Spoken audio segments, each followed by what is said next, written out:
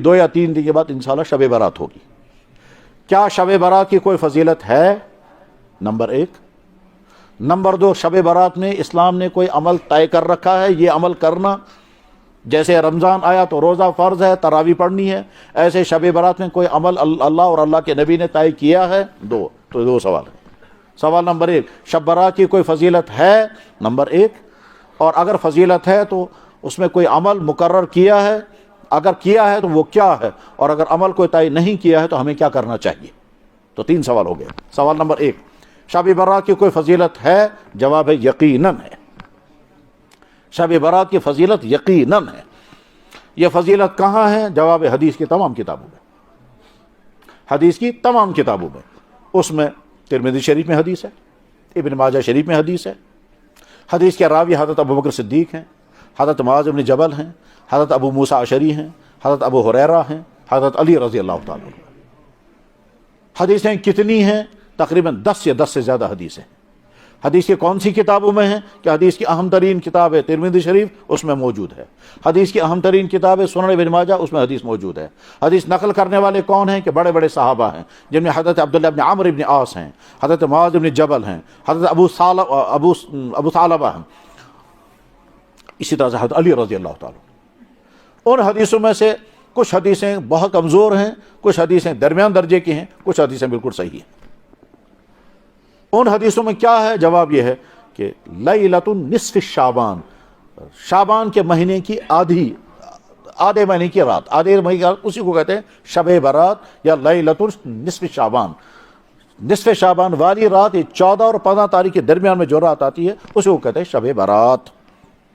ان حدیثوں میں کیا ہے؟ کہ ان حدیثوں میں ایک حدیث میں ہے کہ اللہ تعالیٰ شانہ اس شب برات میں اپنی مخلوق کی طرف خاص توجہ فرماتے ہیں، خاص توجہ فرماتے ہیں، پھر خاص توجہ کے ساتھ تمام کو معاف کر دیتے ہیں سوائے 2 کے۔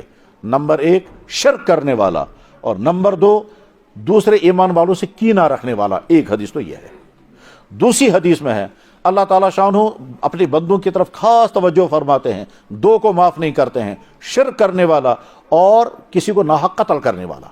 ایک تیسری حدیث میں ہے اللہ اپنے بندوں کی طرف خاص توجہ فرماتے ہیں، ماں باپ کے نافرمانی کرنے والے کو معاف نہیں کرتے، شرابی کو معاف نہیں کرتے، رشتہ داروں کے ساتھ تعلقات کٹ کرنے والے کو معاف نہیں کرتے، کینہ رکھنے والے کو معاف نہیں کرتے، ٹخنوں سے نیچے ازار لٹکانے والے کو معاف نہیں کرتے۔ اسی طرح سے ایک حدیث میں ہے سود کھانے والے کو معاف نہیں کرتے ہیں، اور ایک حدیث میں ہے شراب پینے والے کو معاف نہیں کرتے۔ جن کو معاف نہیں کرتے ہیں وہ انتظار میں ہیں کہ یہ توبہ کر لیں گے اس گناہ سے تو میں پھر معاف کر دوں گا۔ حضرت علی رضی اللہ تعالیٰ کو جو حدیث ہے وہ سنن ابن ماجہ میں ہے، میں نے خود پڑھی بھی ہے، پڑھائی بھی ہے، سنن ابن ماجہ۔ اس میں حضرت علی رضی اللہ تعالیٰ کہتے ہیں کہ جب نصف رات ہوتی ہے، شعبان کی نصف رات ہوتی ہے، تو رات بھر جاگو اور اگلے دن روزہ رکھو، فقوموا لیلہا وصوموا نہارہا، رات کو جاگو اگلے دن روزہ رکھو۔ لہذا پوری امت کا فیصلہ یہ ہے کہ شب برات کی فضیلت ہے۔ ڈیٹیل کے ساتھ پڑھنا چاہیں، سمجھنا چاہیں تو اس موضوع پر جو مستقل کتابیں لکھی ہیں وہ کتابیں پڑھنی چاہیے۔ اس کے بعد اگلا سوال ہے کہ کیا اس شب میں کوئی خاص عمل اللہ کی طرف سے طے ہے؟ جواب ہے کوئی عمل طے نہیں، یہ آدمی کو خود طے کرنا ہے مجھے کیا کرنا ہے۔ اور اعمال کتنے ہیں؟ کہ اعمال ہیں نمازیں، تلاوت، تسبیحات اور دعائیں، 4 عمل ہیں۔ آپ نمازیں بھی پڑھیں جتنی چاہیں پڑھیں، صلاۃ الحاجت پڑھیں، صلاۃ الحاجت پڑھیں، نماز استخارہ پڑھیں، نماز استغفار پڑھیں، جتنی چاہیں نمازیں پڑھیں۔ اللہ کے نبی علیہ السلام تو کبھی نمازیں پڑھتے تھے ان کے پاؤں میں ورم آ جاتا تھا، حتیٰ تورمت قدماہ، یہاں تک کہ پاؤں مبارک میں ورم آ جاتا تھا۔ ساتھ میں رات میں جب عبادت کریں گے تو اس میں ذہن میں رکھنا ہے، بس یہ بات اچھی طرح سے ذہن میں رکھ لیجئے، جس وقت نماز میں ہم کھڑے ہوں اور بالفرض کمرے میں اندھیرا ہو تو اس وقت تصور کریں اللہ کی طرف سے اس وقت اعلان ہو رہا ہے، هل من سائل فاعطی، کون مانگنے والا ہے میں عطا کروں گا۔ یہ ہر رات میں اعلان ہوتا ہے، یہ حدیث بخاری میں ہے، ہر رات میں اعلان ہوتا ہے، یہ حدیث بخاری میں ہے۔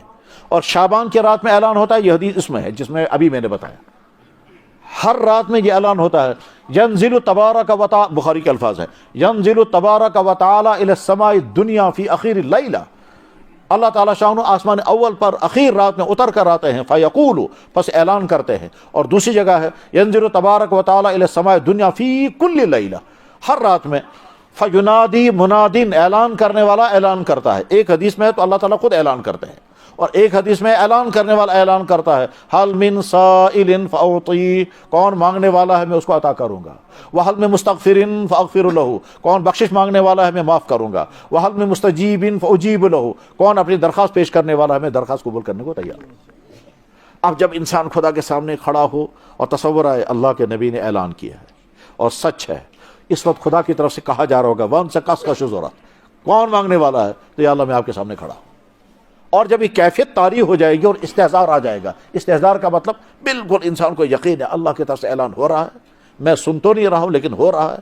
ایسے ہی جیسے فرض کیجئے خدا نخواستہ کسی جگہ کیمرہ لگا ہوا ہوتا ہے اور ہمیں یقین یہاں کیمرہ لگا ہوا ہے تو ٹھیک ہم سمجھتے ہیں اس وقت سب کچھ ریکارڈ ہو رہا ہے.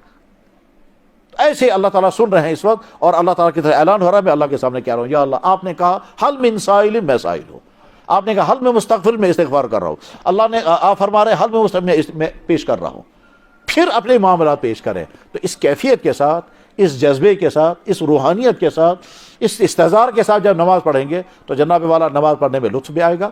اور اس لطف آتے آتے ایک چیز اور ذہن میں لانی ہے، وہ کیا؟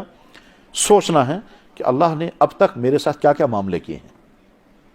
کیا باڈی بھی دی انسان بھی بنایا، ایمان بھی دیا، والدین بھی دیے، اولاد بھی دی، شادی بھی ہوئی، کاروبار بھی ہے، صحت بھی ہے، کھانے بھی کھائے، نمازیں بھی ہوئی، یہ سب اللہ نے دیا ہے. اور اس میں نے کتنی غلطیاں کب کب کی ہیں اور اللہ نے اس پہ پردہ بھی رکھا ہے. یہ سوچتے سوچتے کہ یا اللہ آپ نے کتنا مجھے نوازا اور میں نے کتنی ناراضگی کے کام آپ سے کیے، آپ نے مگر سزا بھی نہیں دی. یہ سوچتے سوچتے اگر آنسو آ گیا، یہ سوچتے سوچتے اگر آنسو آ گیا تو آپ کو بہت بڑا میڈل مل گیا.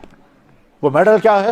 جناب رسول اللہ صلی اللہ علیہ وسلم نے فرمایا 7 آدمی قیامت کے دن عرش کے سائے کے نیچے ہوں گے، اور ایک حدیث میں 7 آدمی قیامت کے دن اللہ فرماتے میرے سائے میں ہوں گے. بخاری میں حدیث ہے 7 انسان یظلہم اللہ تعالیٰ ان کو سایہ عطا کرے گا یوم لا ظل الا ظلہ، جس دن اللہ کے سائے کے علاوہ کوئی سایہ نہیں ہوگا. اس میں وہ انسان جس نے تنہائی میں اللہ کی رحمتوں کو، احسانات کو سوچا، اپنی کمیوں، کوتاہیوں، گناہوں کو سوچا، رحمتیں سوچ سوچ کر، اپنی گناہ سوچ سوچ کر، پھر اللہ کی مہربانی سوچ کر کے آنکھوں میں آنسو آ گئے. رجلن، وہ انسان ذکر اللہ، اس نے یاد کیا اللہ کو خالین تنہائی میں، ففاضت عیناہ، اس کی آنکھوں سے آنسو آ گئے. یہ آدمی قیامت کے دن عرش کے سائے کے نیچے. جب آپ اکیلے میں بیٹھ کے سوچیں خدا ان کا جائے کیا کیا قربت، اسی میں ایک چیز یہ بھی سوچنی ہے میں نے کہاں کہاں کیا کیا غلطیاں کی ہیں. جب سوچنے لگیں گے تو یاد آئے گا فلاں جگہ گھر میں، دکان پر، سڑک میں، بازار میں، گھومنے گئے تھے وہاں، پارک میں، ہوٹل میں، گاڑی میں گھومنے گئے تھے وہاں باہر، وہاں کہاں کہاں کیا کیا کیا ہے کسی کو پتہ نہیں، ماں باپ کو بھی پتہ نہیں، اولاد کو بھی پتہ نہیں. مجھے کچھ یاد ہے، مجھے کچھ یاد ہے. اللہ نے سب پر پردہ رکھا ہے. خدا مہربانی تو سیسی پرد نہ کری تو رسوا نہ دو تو سزا، نہ سزا دی نہ رسوا کیا. یہ سوچتے سوچتے اگر آنکھوں میں آنسو آ گیا بس سمجھو وہ میڈل آپ نے مل. اللہ تعالیٰ عمل کرنے کی توفیق عطا فرمائے. وآخر دعوانا ان الحمد للہ رب العالمین برحمتک یا ارحم